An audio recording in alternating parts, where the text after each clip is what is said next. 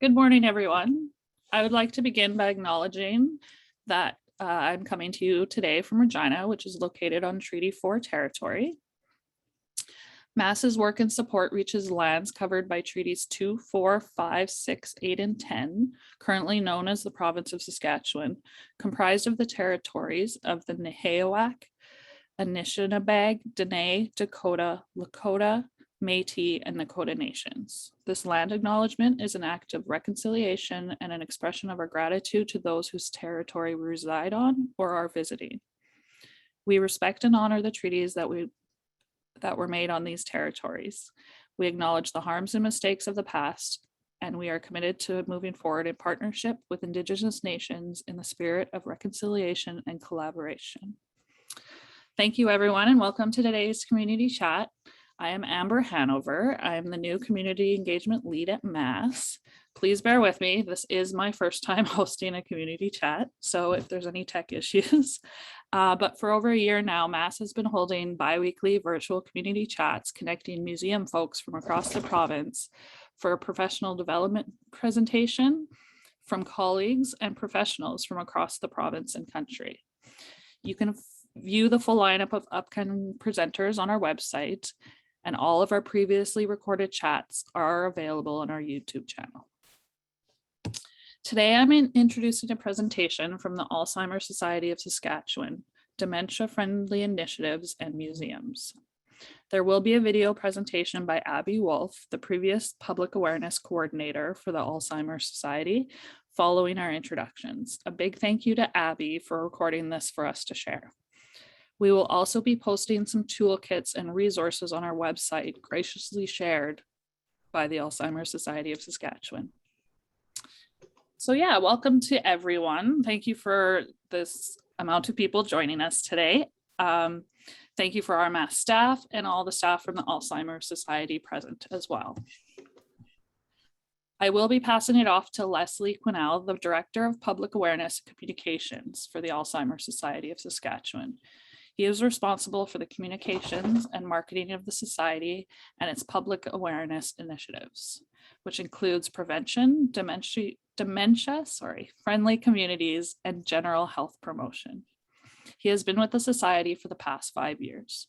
Prior to joining the Alzheimer Society, he served as a director of resource development and brand management at the United Way for Regina for 10 years. Leslie is a committed bibliophile and wannabe yogi and is interested in all things community. He will answer any questions you may have following the presentation. I will hand it off to Leslie. I will attempt to answer. I'll make that point. And I'm very happy today to be joined by two of my staff members, which I just want to have them introduce themselves. The Deneen, who works in the provincial office as a communications coordinator. Hi, everyone. And Jackie, who is a project officer for us. Her title is a Dementia Community Coordinator in New Yorkton. We are involved in a substantial project in the Yorkton Melville area with the University of Regina called Dementia Supports in Rural Saskatchewan. And Jackie is our lead out there. Oh. You're muted.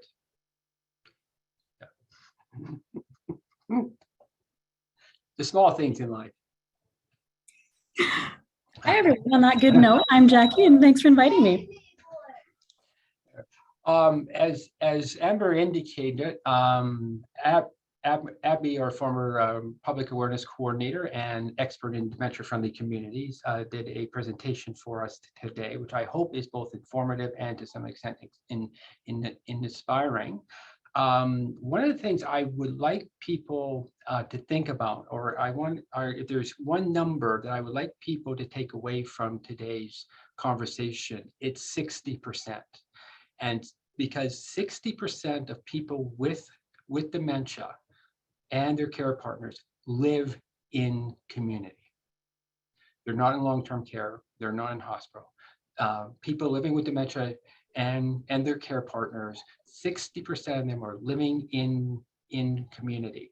And that's why actually we're so excited to be here today, because in many respects, it isn't the Alzheimer Society that creates dementia-friendly communities. You do, because you are community. It is the museums, the libraries, the faith groups that create the life-enriching spaces that give meaning to people's lives. It is the work that you do that create community. And really, dementia-friendly communities is about adopting practices that allow people living with dementia and their care partners to continue to find that meaning in those spaces, based on principles of accessibility, inclusion, empathy, and understanding. And many of these practices and so forth are simple, yet can be so significant. So if there's something else I would like you to take away today, when many of you might go back and start thinking about the ways that you might adopt dementia-friendly community practices and everything else, is this should not be an overwhelming transformational task. It needs to be things that make sense for your organization, that align with your values, that align with your community. In many respects, I want people not to overthink that, but it's really a process about learning more about dementia, learning about some of the principles behind dementia-friendly communities, and applying that to your own work in a way that makes sense for you, your organization, and your community. And we at the Alzheimer Society want to be a partner in terms of being to provide assistance, to help facilitate that work, to help facilitate that journey. And one of the things I really want to emphasize here too, we also want to celebrate that. To be able to tell your stories about the things that you are doing in your community to continue to involve and enrich the lives of people living with dementia and their care partners, because they are your neighbors. They are in your community, and they are looking to continue to participate in a meaningful way in the things that add to their lives. And that's what you do every day.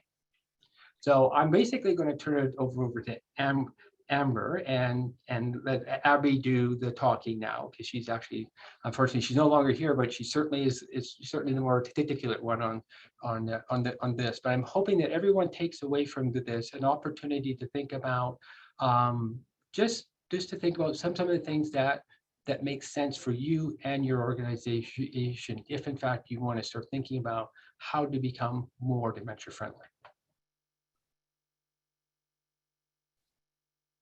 Thank you, Leslie. So like we noted, I'm going to do a share screen and play a video presentation that Abby was wonderful enough to record for us. If there are any tech issues, please just mention something in the chat. But again, I will do my best to get this rolling.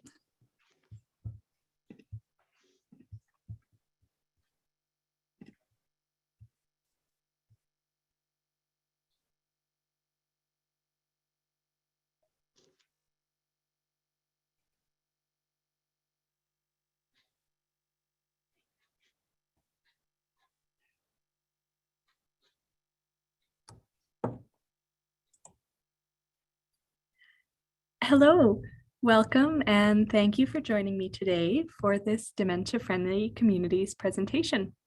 My name is Abby Wolf, and at the time of this recording, I am the Public Awareness Coordinator at the Alzheimer Society of Saskatchewan. I want to start this presentation by thanking Sarah Durham and the Museums Association of Saskatchewan for the opportunity to share more information about dementia and dementia friendliness with Museums Association of Saskatchewan members today. When Sarah initially reached out to me in 2021, she indicated that learning more about dementia may be of interest to museums so that they could better connect with and support the community members that visit their spaces and access their programming. I was really pleased to receive this inquiry because museums are important community hubs, and they're sites of interaction in both urban and rural communities. And we know that communities of all types and sizes have a role to play in building a more dementia-friendly province. Learning more about dementia can certainly help museums to consider ways that their social and physical environments can become more inclusive, accessible, and supportive for folks affected by dementia. And today I'll try to share more information about dementia-friendly communities that is relevant to museums. I want to just take a moment at the start of this presentation to share a bit about the Alzheimer Society of Saskatchewan as a way to introduce the programs and services that we offer. The Alzheimer Society of Saskatchewan is the province's leading nonprofit providing support, information, and programs to people affected by dementia. We provide information about more than just Alzheimer's disease and can offer services to individuals affected by all types of dementia, with or without a diagnosis, as well as the care partners, friends, family members, and neighbors that support them. We know that dementia is a compelling health issue in our province. In the last fiscal year alone, my programs and services team colleagues in our resource centers around the province served over 2,400 different individuals from 279 unique communities around the province. And while they work to help clients learn more and live well with dementia by accessing individualized support and information, my role as public awareness coordinator has been to build understanding and awareness about dementia in the wider community so that we can dispel common myths and misconceptions and support individuals and communities to start becoming more dementia friendly.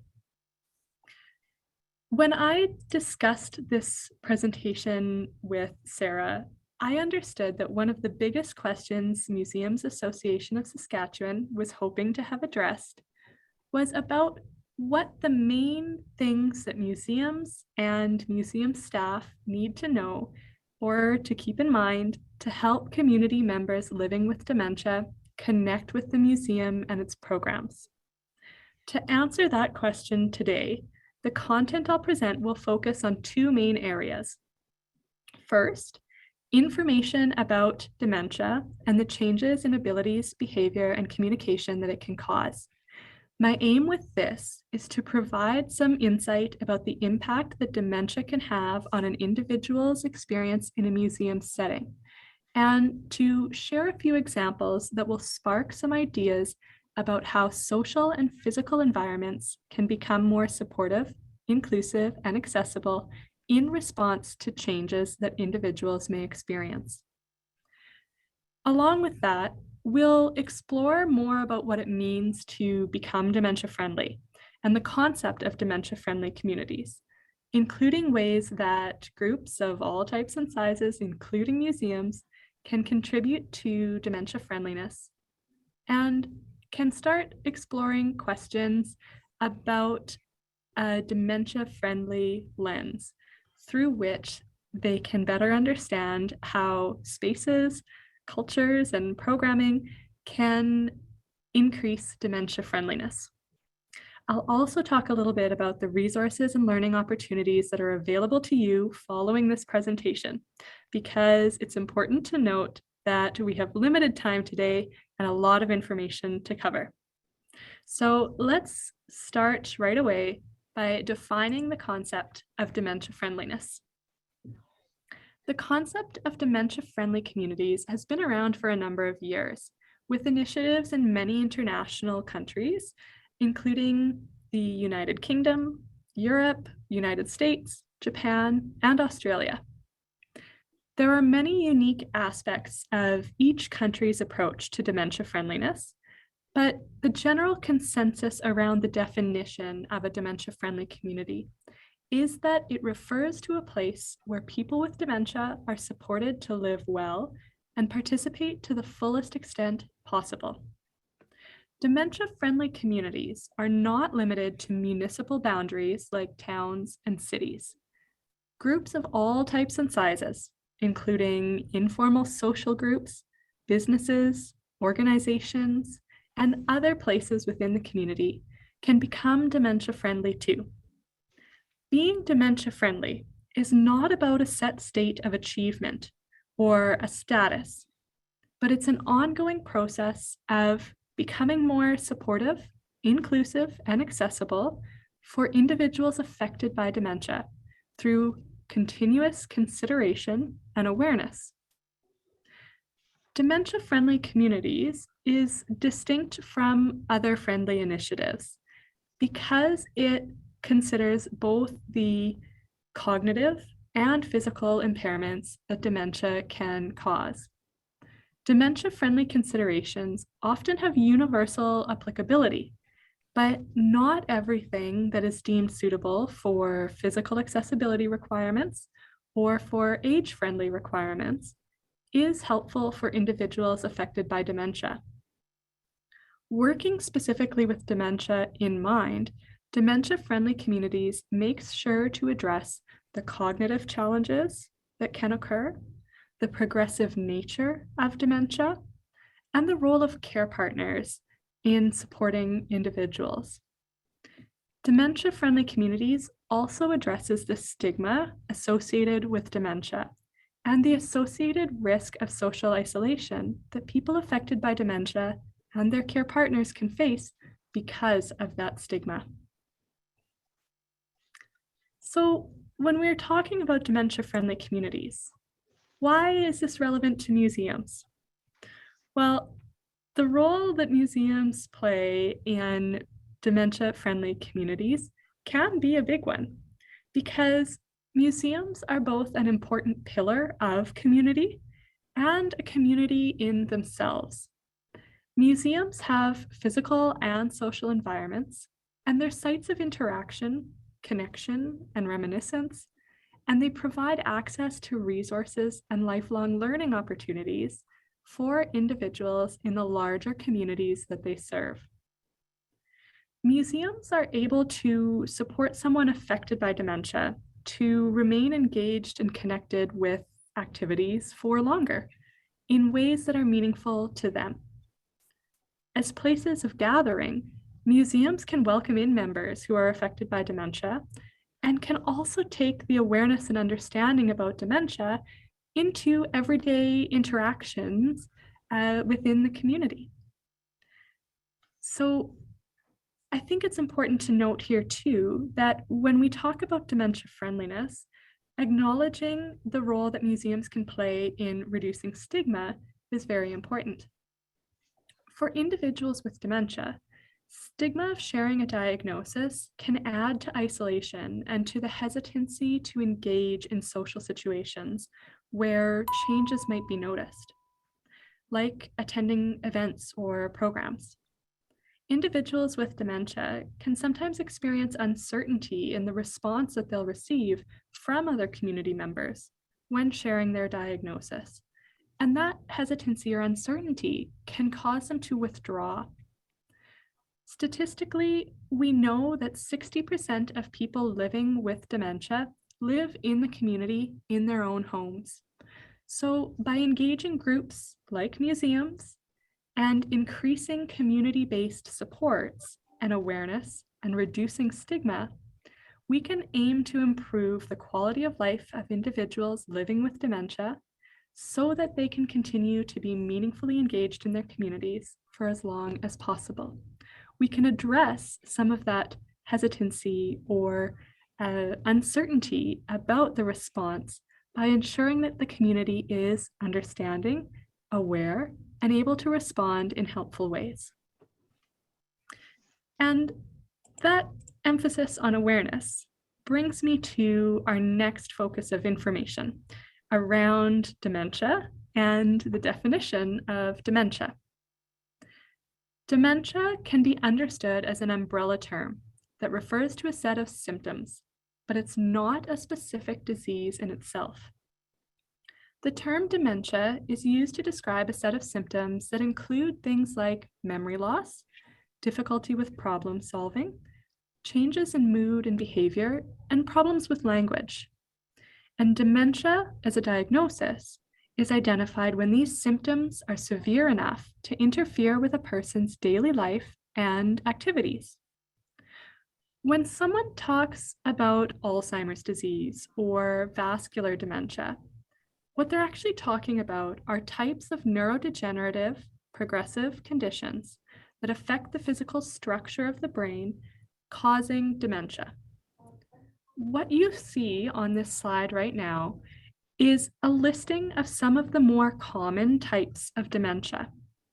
And this is meant to represent how types of dementia fall underneath that umbrella. So you can see here that there are many different types of dementia. And this listing is just a small sampling. It's not an exhaustive list. There are many more types not listed here. When we talk about types of dementia, it's important to note that different types of dementia affect the brain differently and present and progress in different ways.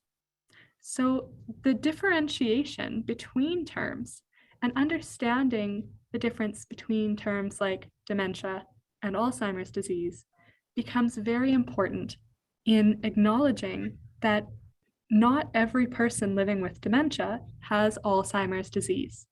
And the experience of someone with a different type of dementia may be very different than an individual living with a type of dementia like Alzheimer's disease. So acknowledging that and noting that dementia is that overarching umbrella term and different types of dementia are unique is very important in building awareness and acknowledging the experience of individuals living with dementia. The key takeaway here is that depending on the type of dementia that someone has and the way it affects their brain, they can experience very different symptom progression and presentation. And this means that dementia is about more than just Alzheimer's disease and more than just memory. It also means that the terms Alzheimer's disease and dementia cannot be used interchangeably because not everyone that lives with dementia has Alzheimer's disease. And as we go forward in the presentation, you'll hear me refer to person living with dementia as a way to select person-centered, broad language that represents individuals affected by many different types of neurodegenerative progressive conditions. What's important to note here when we're talking about dementia is that more research is still needed to further determine exact causes and cures. But what we do know for certain is that dementia is not a normal part of aging. Neurodegenerative progressive conditions like Alzheimer's disease should never be assumed to be inevitable parts of aging. Research tells us that age is a risk factor, but it's not the only one. And it should not be assumed that age is the only cause of dementia or that dementia only affects older adults. Individuals have been diagnosed with dementia in their 60s, 50s, and even 40s. And when we talk about dementia, it's also important to note that there are some treatable disorders that can cause similar dementia-like symptoms, including things like medication interactions, untreated infections, particularly urinary tract infections, and severe vitamin deficiencies, particularly vitamin B12. These treatable conditions are part of what makes early and specific diagnosis so very important, because if an individual is experiencing symptoms due to a treatable condition, access to appropriate treatment as early as possible is so incredibly important. Now, another image to share with you today is this image of the different areas of the brain. And I don't share this to get too in-depth into anatomy and physiology, but I use it to point out how different areas of the brain are in charge of different functions. And again, how the different ways the brain can be affected by types of dementia can cause different changes to be experienced. So let's use the example of frontotemporal dementia. Frontotemporal dementia is a type of dementia that primarily affects the frontal lobe of the brain, depicted here in pink, and the temporal lobes of the brain, depicted here in yellow. Individuals experiencing frontotemporal dementia typically tend to present with changes in personality, mood, and behavior, sometimes seeming as if they have no filter in what they say or in social interactions. And individuals with frontotemporal dementia may not experience memory loss as early warning signs. This starts to make sense when we recognize what the different areas of the brain being affected are in charge of, and how the frontal lobe of the brain is in charge of things like personality, behavioral control, and mood and emotions. And the temporal lobe of the brain is in charge of things like language, understanding, and memory. The reason why I share this and the reason why I emphasize this example is again because individuals can experience changes beyond just memory loss. And while we cannot see the changes in the brain occurring, while we cannot tell that someone has dementia simply by looking at them, understanding that the symptoms that are occurring are due to the way the physical structure of the brain is changing is important in helping us build understanding and recognize changes and appropriate responses when they do occur. So let's talk more about those changes. Over the next few slides, I'll share examples about the 10 evidence-based warning signs of dementia. And I'll talk about these in terms of the categories of changes in abilities, changes in behavior, and changes in communication. The 10 evidence-based warning signs are reviewed and endorsed by the College of Family Physicians of Canada.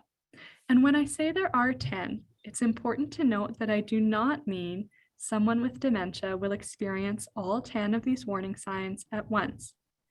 I don't mean that someone has to have all 10 of these warning signs to receive a diagnosis of dementia.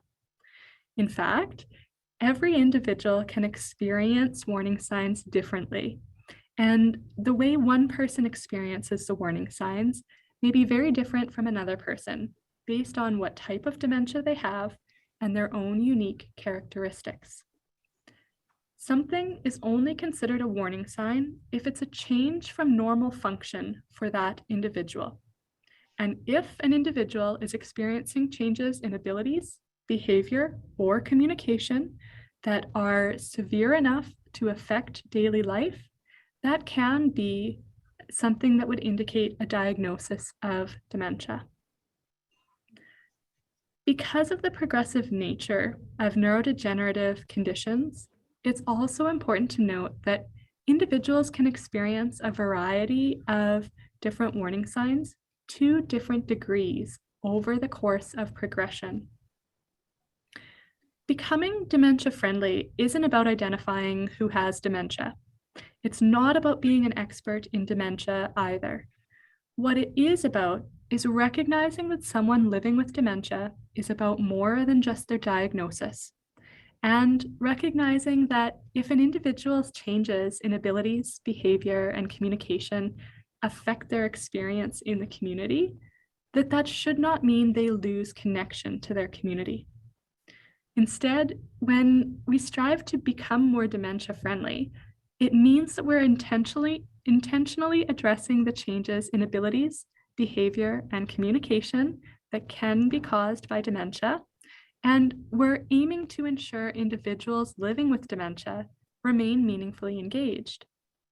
Becoming dementia-friendly might mean that we use our abilities to adjust and adapt for inclusion, to behave in ways that demonstrate understanding and reduce barriers, and to communicate in ways that challenge stigma and increase support. So over the next few slides, let's look at what each of these warning signs might present as and some of the key considerations about each. We'll start with memory loss. It's important to note here that anyone can occasionally miss a step or forget a piece of information. And this usually happens when we're preoccupied, multitasking with too many things, or when we're distracted and didn't really hear the information in the first place. When we're talking about memory loss as a warning sign of dementia, this is something that occurs repeatedly and to the extent that it compromises functional ability. It's more than just an occasional memory slip, but it would cause an individual to forget things more often, to have difficulty recalling information that has recently been learned, or to repeatedly ask the same questions because of an inability to recall what they've previously learned in response. Someone experiencing this warning sign may not recall how frequently they have visited the museum. They may not recall their most recent visit, or they may not recognize familiar staff. They also may have difficulty answering questions with specific details, and they may tend to respond with vague responses. This is a moment where being patient with memory loss and seeking to connect is really important. What we recommend in terms of dementia friendliness in response to this particular warning sign is to work with the person to find ways to support them and to recognize that memory loss is due to the way dementia is affecting the physical structure of the brain. This can help people be patient in their response and to seek to find supportive ways to connect. Things like shifting the focus from putting memory loss on the spot. If I was trying to do this in an attempt to become more dementia friendly, I might avoid saying things like, "You remember me, don't you?" And instead, I might try to introduce myself each time I meet with an individual. I might focus on wearing something like a staff marked shirt or wearing a legible name tag that can clearly identify me for an individual that I am connecting with. I might also seek to think about ways that we support individuals who might be experiencing memory loss by providing information in a number of formats.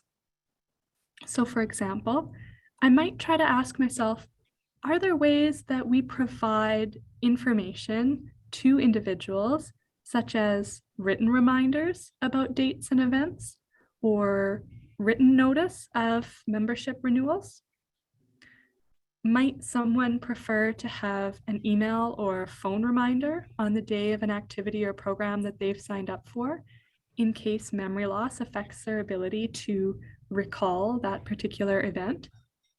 And I might ask myself questions about how I can share information with individuals in ways that helps them to connect and be able to have reference points for that information.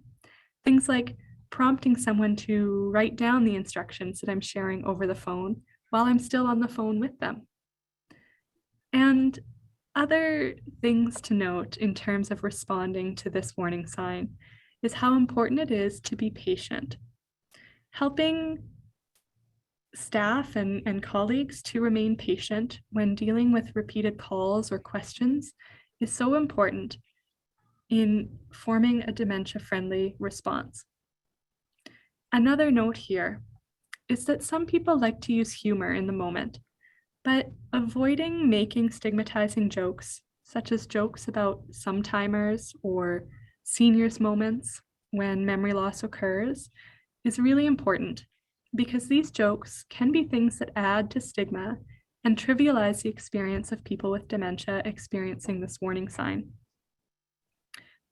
One last point to note is that when connecting with individuals experiencing memory loss, It's important to continue to speak with them and not to assume that their care partner speaks for them automatically. Now, in terms of misplacing things as a warning sign, again, these would be incidents that are not just out of absent-mindedness or distraction, but are occurring repeatedly and can cause confusion and frustration.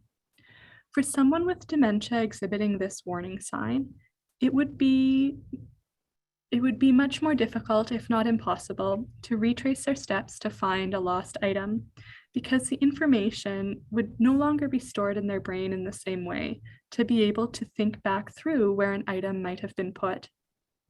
Individuals experiencing this warning sign can also place items in odd or inappropriate places, making it difficult to backtrack to find where they might be.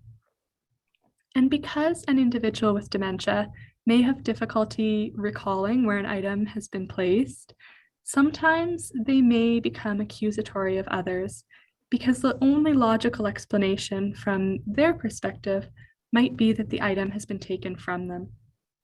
In a museum setting, a person with dementia might have difficulty retracing their steps to find items that they're looking for, or they may have difficulty recognizing where an item should be returned. They may also have an increase in lost items that have been left in odd places. And in response to this particular warning sign, it's important to work with the person and within your own systems and protocols to find ways to respond that are helpful and maintain the dignity of the individual. In the moment, if someone is accusatory, aim to not become defensive or argumentative, but to offer assistance, to validate the frustration that they may be feeling, to recognize how difficult it might be from their perspective to have lost or misplaced that item, and redirect as needed. Now, in terms of the two other changes in abilities that can occur, it's important to note difficulty performing familiar tasks. This particular warning sign might look like someone having a sudden struggle to complete an action that was once routine. It might look like someone mixing up the order of steps or having difficulty with sequences and forgetting entire components of a task. When this occurs, it can be something that affects how an individual completes tasks, and it might mean that they require additional support to adapt the task to their current abilities. Someone may struggle with processes like buying a ticket, renewing a membership, participating in a program, or following instructions to fill out a form. In these situations, breaking down the task, offering one piece of information at a time, and including prompts or cues along each step can be very important. As well, providing a demonstration or an example that individuals can model their actions off of or mimic throughout a task can also be helpful for individuals who may have difficulty recalling and properly sequencing steps of a task. At programming, and particularly in locations that serve members of the public, like museums, it's important to ensure that staff and volunteers or other facilitators are conscious of this particular warning sign and use that awareness to adjust the way they provide instructions and lead group activities. Allowing enough time for someone to respond to prompts and to complete steps of a task can be very important. And considering the pace at which processes are undertaken is important too, because individuals experiencing this warning sign can experience an increase in frustration or upset when they feel rushed or pressured to complete components of a task. The main piece here is not to assume that an individual with dementia cannot complete a task. Instead, think about ways to adapt that task to suit the current abilities so that they can remain engaged. And in terms of disorientation, this warning sign can be experienced in a number of different ways. Disorientation can involve disorientation in space, where individuals have difficulty navigating even familiar spaces.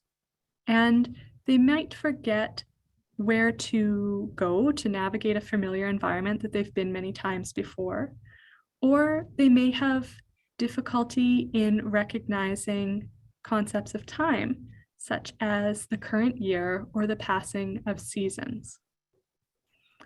Someone experiencing this particular warning sign may have difficulty at a museum when looking at exhibits or items and acknowledging that those items or exhibits were set in a current setting. So an individual with dementia experiencing this warning sign might look at an item or exhibit and speak about it as if it is current time.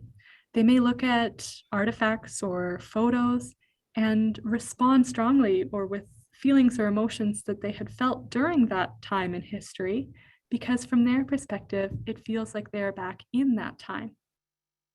And when this occurs, if disorientation in time causes an individual to speak as if it's a past year, reality checks may be likelier to cause frustration or upset than to help reorient the person. Instead, a dementia-friendly perspective might be to consider that individual's reality and to recognize the feelings that they're experiencing, using that opportunity to reminisce. When we talk about disorientation in terms of spaces and difficulty navigating spaces, individuals with this particular warning sign may rely more on landmarks and familiar locations. They may have difficulty when seasonal displays or renovations change the look of a building or entrance or key navigational point. And they may have difficulty answering questions about where they're going or how long they've been gone. This particular warning sign can impact safety, especially if a person dresses inappropriately for the weather, is not able to recognize how long they've been out, or has difficulty navigating a safe route home. My colleagues in the Programs and Services Department encourage individuals living with dementia to develop a multi-step safety plan that can help to reduce safety risks associated with this warning sign. But from your perspective as community members and as eyes and ears in the community, recognizing this warning sign can help you to offer support if a situation arises where an individual is disoriented or lost. And just having awareness about this warning sign and what it might look like is very important in contributing to a more dementia-friendly community.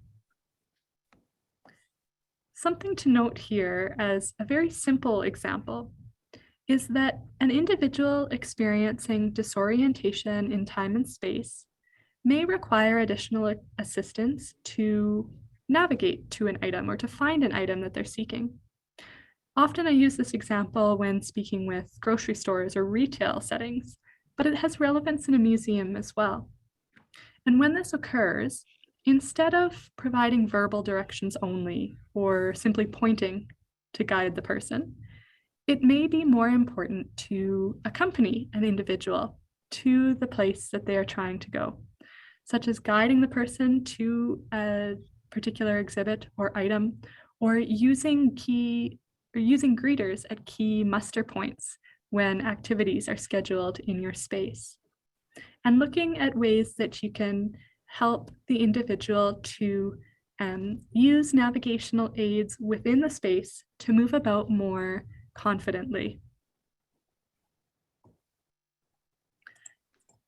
Now, there are a few changes in behavior to talk about, and these can include changes in personality, mood, and behavior.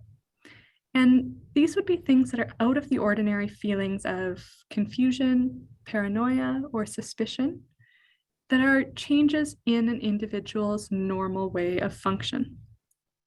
Things that are uncharacteristic for an individual would be what is indicated here in terms of changes in personality, mood, or behavior.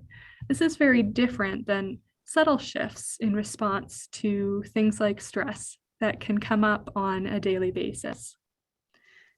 When we're looking at this particular warning sign, it's important to recognize that someone experiencing these changes may become more easily overwhelmed in groups and may prefer quiet settings or options for individual or smaller group activities to participate in where they have less stimulation. Individuals may also become fearful or upset if they're separated from a care partner at a program, or if they seem like they have no filter in verbal interactions, it may be because of changes in that frontal lobe of the brain.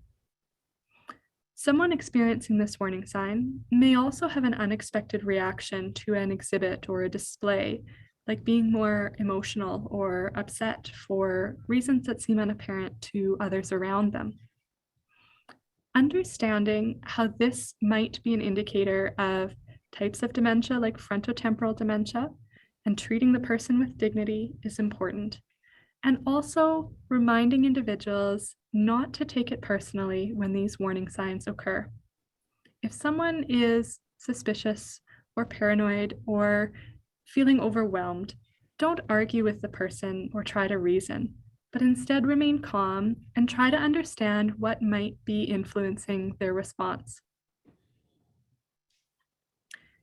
When we look at changes in behavior, it's also important to acknowledge loss of initiative can be experienced because loss of initiative has a big impact on an individual's risk of social isolation. Loss of initiative is sometimes called apathy. And when we talk about this particular warning sign, it might look like someone being unusually passive, withdrawn, or disinterested in hobbies and activities that they used to really enjoy. They may require prompts and cues to get involved because it's more difficult to think of things to do and to overcome that first step of initial involvement. I've heard people describe this warning sign as feeling like they're get up and go, got up and went. And even though they still had abilities in many ways, they needed the support of others around them to get involved and use those abilities. When we talk about impaired judgment as a warning sign, this would be something that refers to not just occasional spontaneous decisions, but an increase in unusually impulsive decisions or changes in patterns of decision-making that are out of the ordinary for an individual. Sometimes this warning sign can affect a person's safety, especially when it causes changes in the way they manage money or recognize medical conditions and seek support or treatment. One of the things I want to note here when we're talking about all of these changes in behavior that can occur is that it is a myth that people with dementia always become more aggressive. Changes in personality can also mean that an individual becomes more withdrawn or quiet. And this is really important to acknowledge because sometimes assumptions about what changes in behavior will look like for an individual can create unnecessary fear that adds to layers of isolation when other individuals withdraw or are more hesitant to reach out to individuals experiencing changes in behavior. Now, the remaining two warning signs to talk about include changes in communication, and these can affect both an individual's ability to understand what is verbally communicated to them, as well as their ability to communicate what they are feeling or trying to say. So some forms of dementia affect the area of the brain in charge of language, even before memory loss is involved. Often, this becomes apparent when an individual has changes in vocabulary or the way they speak and might have difficulty finding words. Sometimes in this scenario, individuals will start to substitute other words, or even make up words to continue to get their point across. Sometimes they can also find that words become difficult to understand or sentences become hard to follow. And when we are looking at this warning sign or examples of ways it can present, it's also important to note that individuals will sometimes experience changes in terms of reverting to a first language. One example of this warning sign that I think is important to share as well is how individuals can try to talk around words that are being lost when their vocabulary is changing. So someone who might be asking for the time, but experiencing changes in their vocabulary that affect their ability to use the words like clock or time, might ask a question in terms of, what number is it on that thing on the wall over there? And for the individual responding to that question, using the context to interpret, infer, and respond in a way that connects to the individual is usually more important than trying to correct when lost language is occurring. It's also important to remember that there are many forms of communication. And even if verbal communication is becoming difficult for an individual, you may have other options in trying to continue to support that communication. Things like offering materials in multiple formats so that there is information to read accompanying the verbal information that is presented, or providing tactile ways for individuals to engage instead of simply looking at or reading descriptions of items at a museum.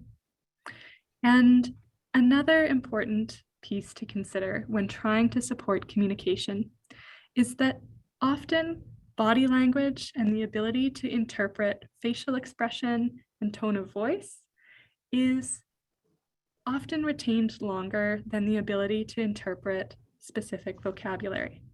So even small changes like making sure to face the person when speaking to them and using your body language, your actions, your facial expressions, and your tone of voice to support what you're saying can be very effective in increasing communication as well. Now, in terms of problems with abstract thinking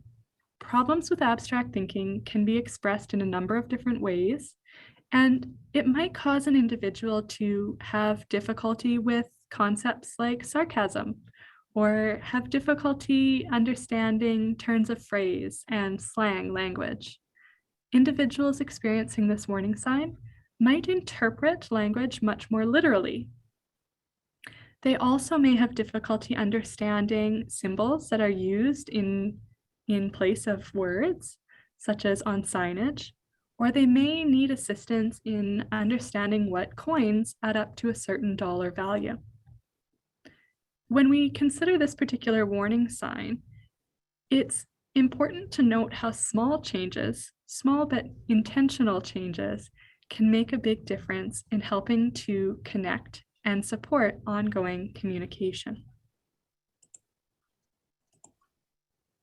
So we've introduced or talked just a little bit about each of the 10 evidence-based warning signs of dementia. And now the question starts to shift towards, how do we become more dementia-friendly? Your participation today in taking that first step to learn more is certainly an important starting point. But becoming dementia-friendly is an ongoing commitment. And the steps each place might take to become more dementia-friendly or to incorporate dementia-friendly considerations will differ depending on their unique settings, spaces, and starting points.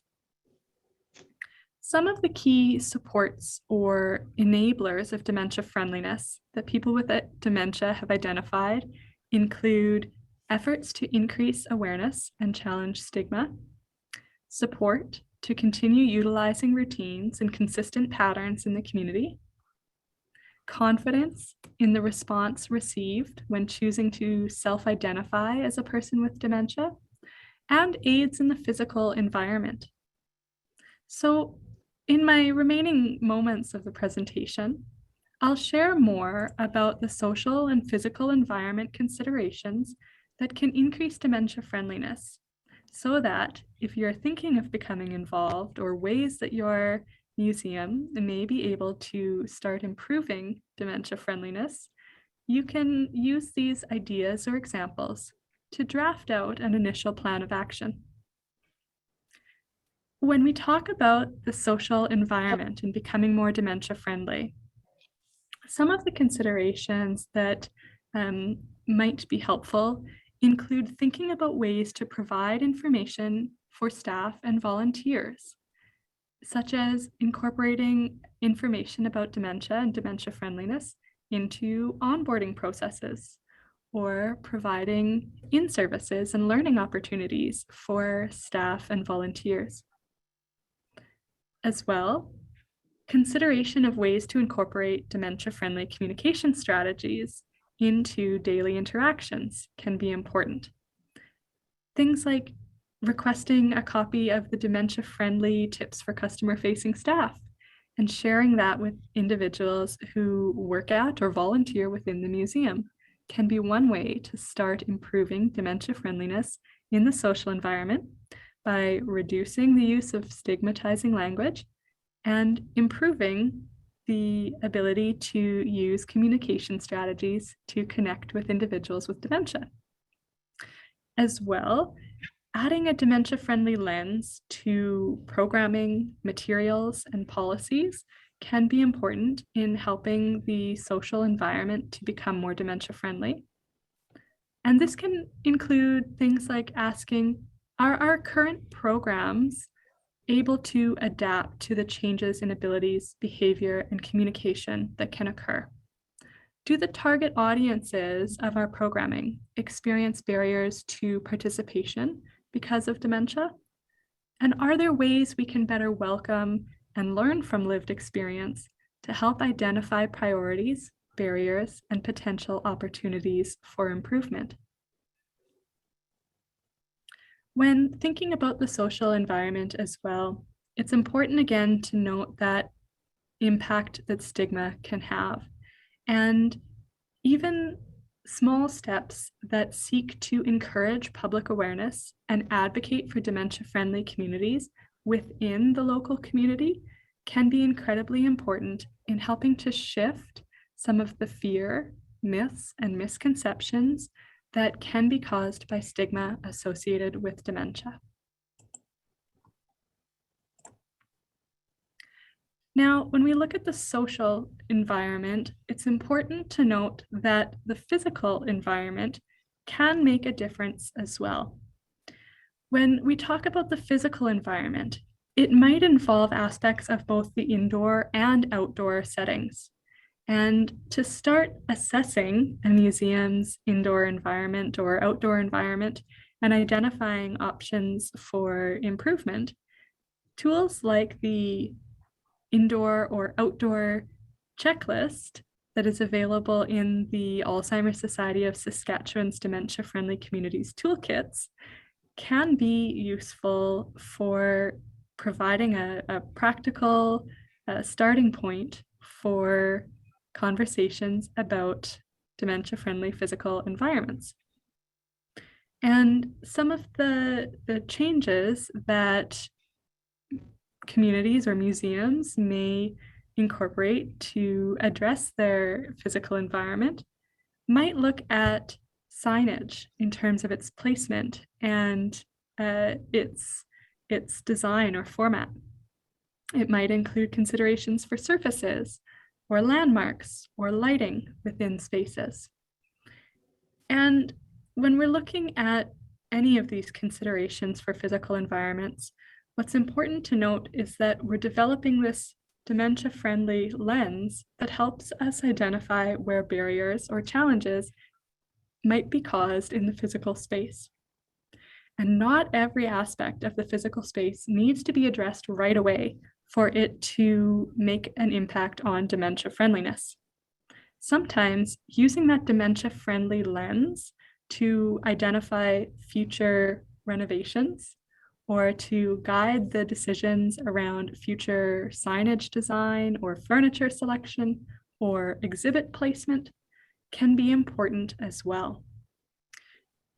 And when we're looking at the physical environment, asking ourselves questions about what can we improve now, what could be possible in the next few years, and what would we like to see in the future can be very important. Now, one more point to note here is that proactively planning to address unchangeable areas in a physical environment often involves using components of that social environment to compensate. So often in dementia-friendly literature, I come across examples of things like patterned flooring that can present difficulties for individuals living with dementia. Patterned flooring, particularly blue patterned flooring, can sometimes look like slippery, icy, or watery surfaces. And things like dark mats near doorways can sometimes look like an elevation change or a hole. In that case, this flooring or these mats may not always be able to be removed because they serve a purpose of safety around reducing slippage at doorways.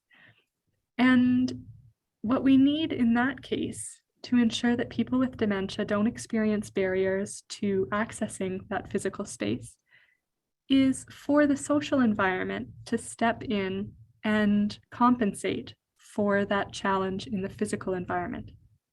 So where patterned flooring or a dark mat may be necessary, staff that are trained to recognize the potential challenge that can present and to understand what might be going on when a person with dementia is hesitant to cross that entryway or cross that mat, then allows those staff to respond by welcoming the person in and taking steps to help reassure them and allow them to access the space with some supportive assistance.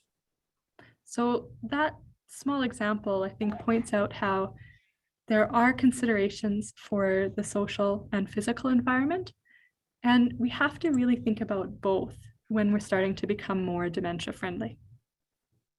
Now, for any visual learners out there, there's a few examples I have about signage and dementia friendliness in particular. So in this example, we see some signage that is ambiguous. It's sort of placed between doors and doesn't really tell you a lot about which door it's referring to. The glare of the lighting and the shiny reflection also creates some challenges for individuals with dementia who may have problems with abstract thinking or challenges in terms of interpreting visual information. This particular signage as well is something that is incredibly abstract in its design, and that can present difficulties for individuals who are experiencing problems with abstract thinking. This particular signage was meant to indicate a men's and a women's washroom. And for this signage to be effective, an individual needs to be able to first recognize what word the design is trying to convey, then understand whether that means a sink and a toilet are behind the door so that they can confidently navigate through the correct doorway.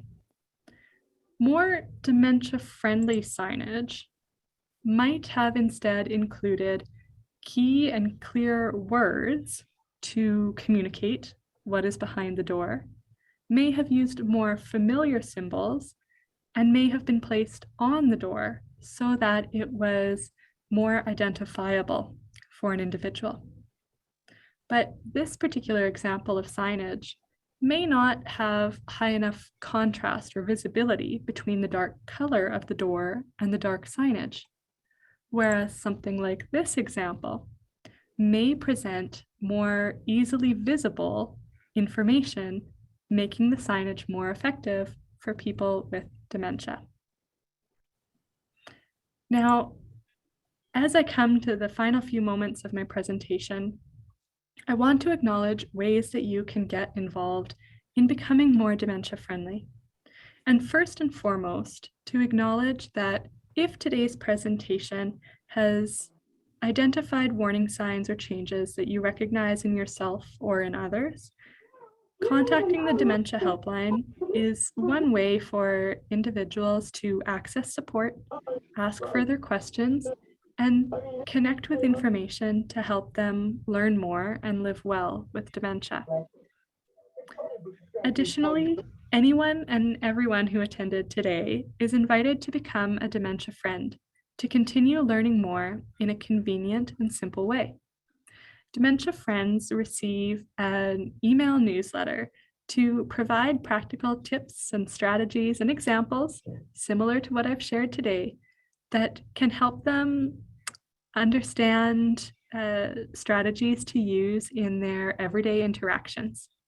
And regardless of whether your group or business or organization is ready to start becoming friendlier, you as an individual can become a dementia friend to continue building your awareness and understanding and contribute to a dementia-friendly community, one friend at a time. When we talk about steps that a community can take, a community as a whole, it's important to acknowledge that commitments to reducing stigma are very important. So sharing what you've learned today with others in your network, taking steps to share information about dementia or offer additional learning opportunities by connecting with the Alzheimer Society of Saskatchewan can be important in helping address stigma within your community and positioning yourself as a champion of dementia-friendly efforts. Also, requesting tools and resources that the Alzheimer Society of Saskatchewan has available to help promote dementia friendliness can be a great first step. And these can include things like the toolkits, which have physical environment checklists available, or tips for customer-facing staff resources, or the newly available online course available through Dementia Friendly Canada, which seeks to provide a self-paced online learning opportunity for professionals in various sectors. By connecting with the Alzheimer Society of Saskatchewan to request resources, to start building your dementia-friendly vision and action plan, and to share with us how you are planning to become more dementia friendly, you can connect with supports throughout the process, and we can start to share and celebrate your progress towards making your community more dementia friendly.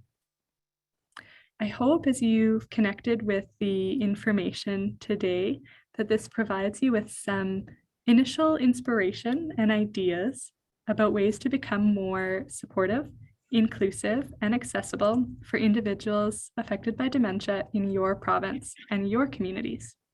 And I will turn it over now to question period with a note of thanks for your attention and interest in the presentation today. With snow and ice on the roads or on the lake or anything else. So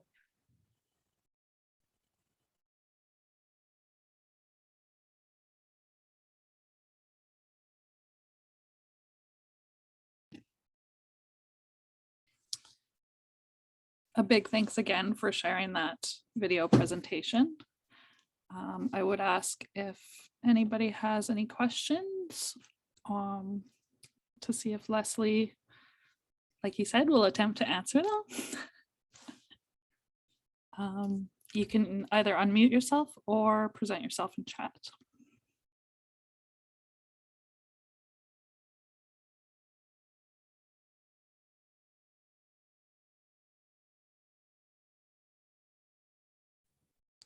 Where could we access some of the resources that were mentioned? The toolkits, for example. I know that Amber has plans to. So I'll be careful about making promises on behalf of Amber here, but we did supply a number of resources, which I believe will accompany the video upload. Am I correct, Amber? Excuse me. Yeah, we will post the toolkits and resources on our website, but also watch your inboxes as well. I'll send out an email blast with those links and where to find them, and also the contact information directly to Leslie if there are any specific questions you might have.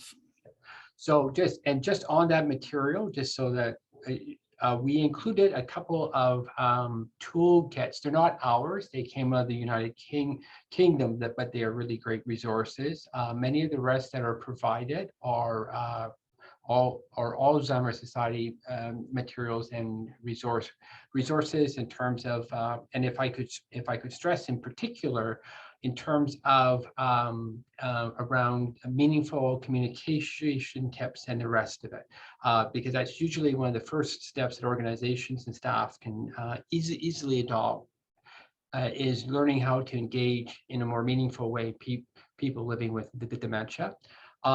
As Abby pointed out, I would also encourage everyone to sign up as a dementia friend.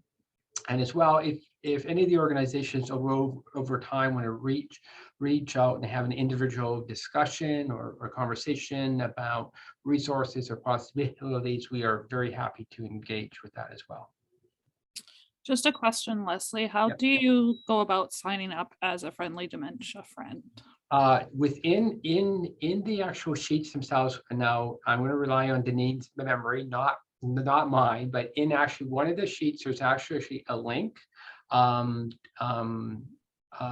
to sign up as a dementia friend.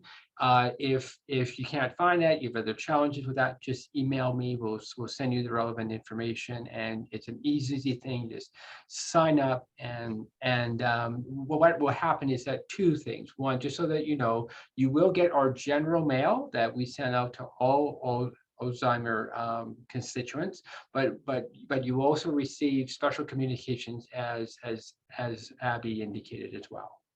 Mm-hmm. The Dementia Friends sign up information is in the document that is called How to Learn More Resources. So, and there are two things I'd like to stress, and Abby certainly did point these things out, but one of the really compelling things that came out, it was about, I think it was before COVID, if I remember correctly now, is our national organization did a very substantive polling of people living with the dementia, and it was around research, okay, about what they thought the research priorities should be. And the question lead was, everyone wants a cure. So setting cure aside, what is your next big issue? Overwhelmingly, it's stigma. And that is probably one of the biggest challenges that people living with dementia and their care partners face, is the stigma that goes with the disease, because it's so misunderstood and there's so much prejudice that's centered around it. And that's why dementia-friendly communities is so important, is to begin to break that, is to build that awareness and to break down that stigma to make our communities more accessible. And I hope you got through the video as well, is that there can be some very simple things that you can do, yet will be very significant for people who have lived experience in your communities. And the practices that you adopt and the considerations you undertake, I stress this as well, need to make sense for your organization. This is not a cookie cutting exercise along those sort of lines.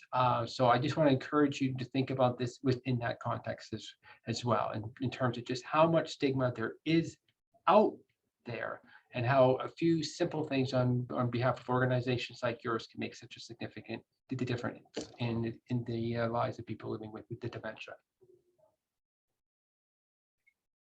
as we like to say at the Alzheimer Society, community changes everything. And I really actually do believe this when I say that you guys are our community.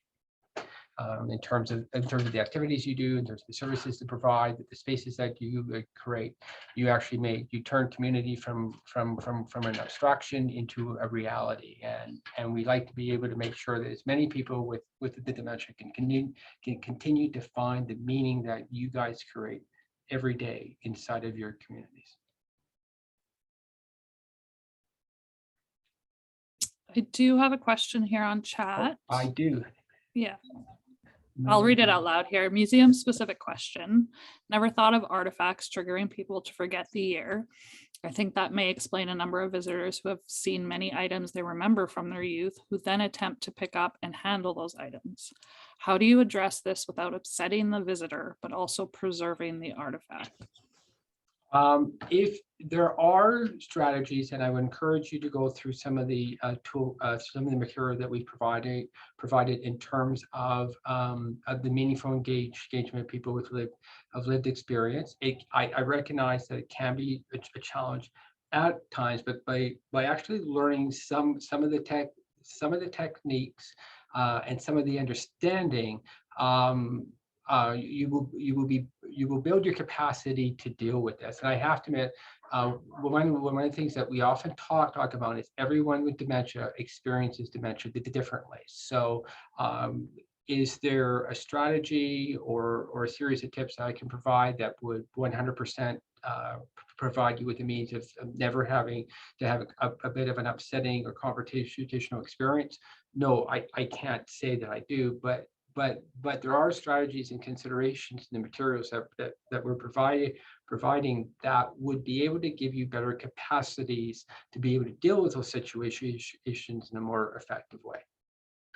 The other thing there is, from the museum perspective, there are ways of assisting people in being able to touch some things by having a separate subset of your collection that's educational or can be handled.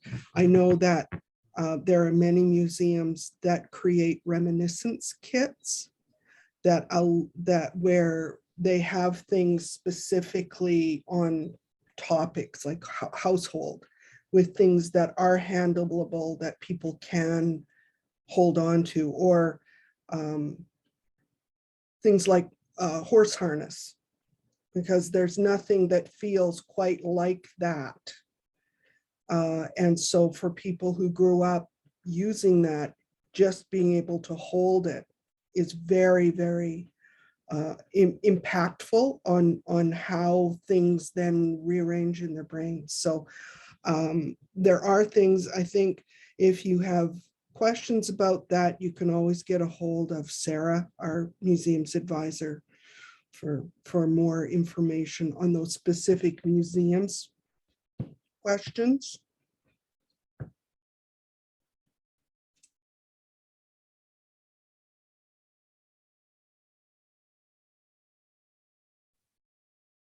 I have a question. Is there something or some list of things or anything we can put on our website? So if somebody was looking to come and visit the museum, they sort of could check in advance and see, okay, these sort of boxes have been checked in terms of comfort level for those suffering with dementia.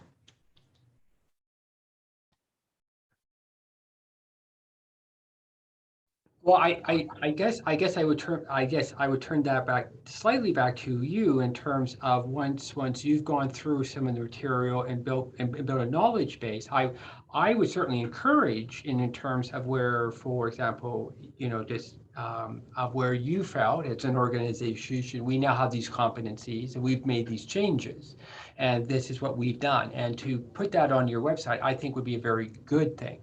That would be a bit of self-assessment on your part, in the sense that we've we've onboarded staff around meaningful communication. Maybe you've created an area, a rest area for people as well, not just with people with dementia, but with a dementia-friendly lens again, that you've done a certain audit around space. I'm just, the list could be what makes sense for your organization. But if you felt that you've gone through, you've built knowledge, you've created some change, you've got those competencies, yes, I would encourage you to put that on your website. Oh, sorry. And in terms of language, if we were to put information like that on our website, what is a dementia-friendly language that we would use in terms of even guiding people to that page, for example? I think you've. What I would say is that, again, I'm now thinking website structure. Sorry, but in terms of, I think it can be as simple as I'm not sure whether it's under your contact information, under exhibits, but I think you could lead with the fact that the museum has undertaken such and such to become dementia friendly, and boom. Like I certainly would not shy away from the use of dementia friendly as like a term. I think, again, it gets back, like, we won't certify you or declare you dementia friendly or anything along those sort of lines.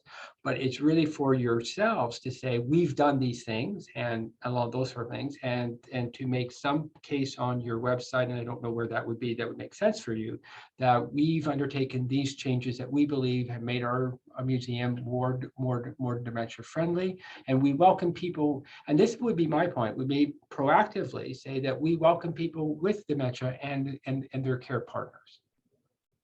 That's great. Thank you very much. And just to speak on that too, I think the overarching accessibility mentions that can be on website or communications. And especially now in the age we are with, if there are specific projects or exhibits, and we are unfortunately still in COVID, and there are registration, say, forms, or people have to have, links or call in to register. Just going back to what you had mentioned, Carol, the, checklist, including that in part of the registration, always having, a note somewhere about the need for accommodations, and even just having a little note box or asking directly when people are registering what accommodations they might need, will help with that communication, but also will provide that open door without having any stigma towards what that accommodation might be. And actually, just as another note, I mean, again, and it would be a matter of when an organization like yours felt you were in a place to begin to talk about these things, I would really encourage that, and it would be a great benefit both for the people in your community and elsewhere to talk in a proactive, positive way, that your museum is dementia friendly. It is a means to get our message across that people with dementia are living in the community, and they want to continue to participate in a meaningful way. So doing something like that would be, both, from my perspective, both good for your organization, good for people with lived experience, and as well, just in a broader message in terms of breaking down that stigma and prejudice that exists around. So within the comfort level and everything else, I think what you talked about would be a great undertaking.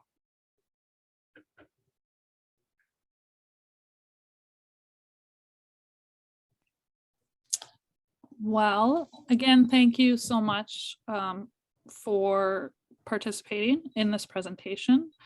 Again, thank you to the Alzheimer Society of Saskatchewan for presenting all of this very useful information. Again, watch out for the posting. It should be out later this afternoon. Again, your inboxes as well, where we will have the access to all of these resources that have been mentioned, the toolkits, and all of those things. But again, I will provide you with contact information for Leslie if you have any direct specific questions for your specific museum or organization. And again, we will be hosting another chat. And let me just find what it is, sorry. We do host them bi-weekly, and the next chat will be February 2nd at 10 a.m. with Paul Thistle. It's about museum worker burnout, more than self-care for survival, which I think is quite suiting for a Wellness Wednesday. So again, thank you, everyone. And if I may just say so, I would just like to thank everyone for attending, not just on behalf of the Alzheimer Society of Saskatchewan, but for the over 20,000 people within this province who live with dementia and their care partners. Your interest today is greatly appreciated, and I'm hoping this is the beginning of a conversation with many of you. So thank you. Thanks, everyone.